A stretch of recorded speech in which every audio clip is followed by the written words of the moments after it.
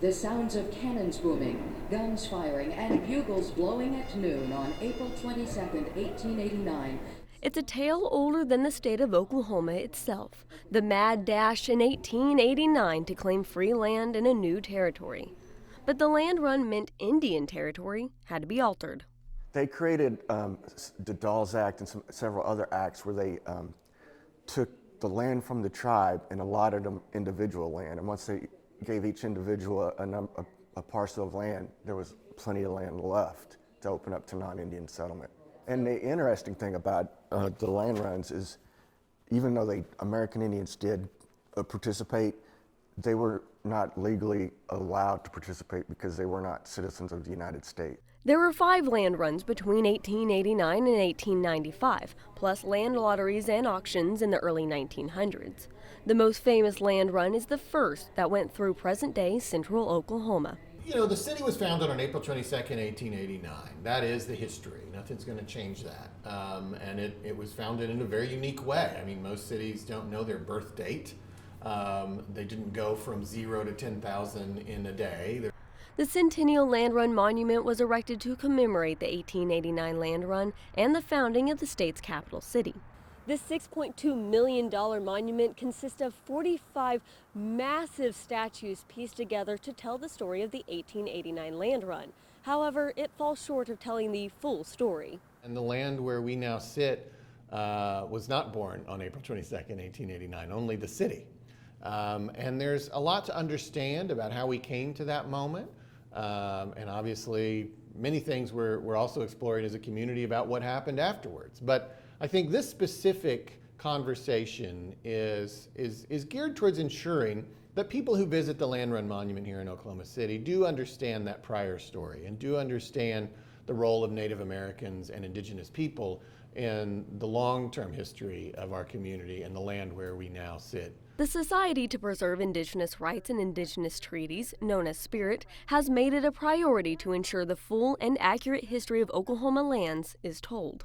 We had met with Mayor Holt right after the protest, what we call the Indigenous Sit-In, that happened in July 2020, that he put us in contact with some very important people in the city of Oklahoma City to work with us on this project to tell our side of the history of the land run and how they came to be. After 2 years of conversation with the City Planning Department, OKC Arts Council, Human Arts and Humanities Council, and the City Planner, a report was presented to the OKC Arts Commission that concluded the monument is hurtful and one-sided.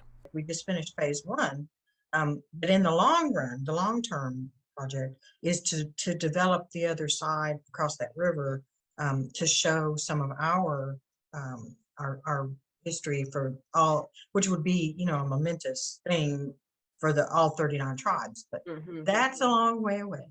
The Land Run Monument took nearly 25 years to complete, and while changing the text at the monument to reflect the full history can be completed easily, it will take more time to add artwork following an approval process. Now, I do think it's worth noting that just a mile, to the east, we have a $200 million First Americans Museum. So it is really important to always recognize that we do in this community now deeply honor the Native and Indigenous story. But having it in proximity, close proximity, walkable proximity to the Land Run Monument seems appropriate as well. And certainly to make sure that we've revisited the text that accompanies the monument and make sure that respects the true story as well.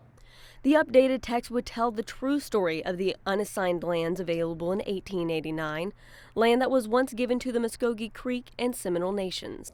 After the Civil War, all the five tribes that were Cherokee, Chickasaw, Choctaw, Creek, Seminole, they signed treaties with the South.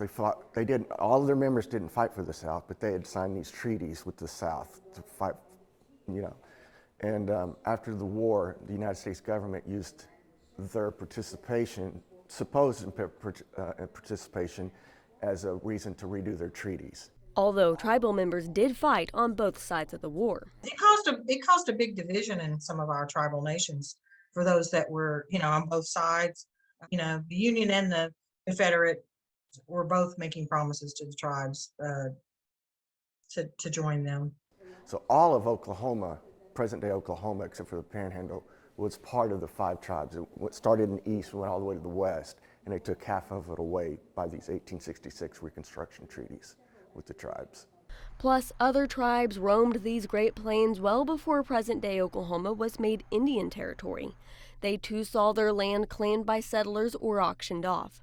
The second land run was on the Iowa, Sac and Fox, Potawatomi, and Shawnee tribes' land. The third land run was for Cheyenne and Arapaho land. The next took place in the Cherokee Outlet, and the fifth and smallest land run was on Kickapoo land.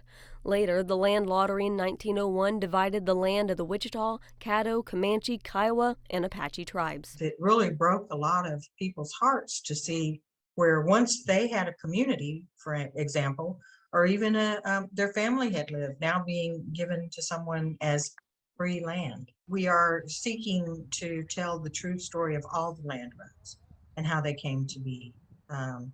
That is something that is unanimous among almost all Native Americans here in Oklahoma, that story is not being told in history books or on the website for the Land Run or Centennial Park.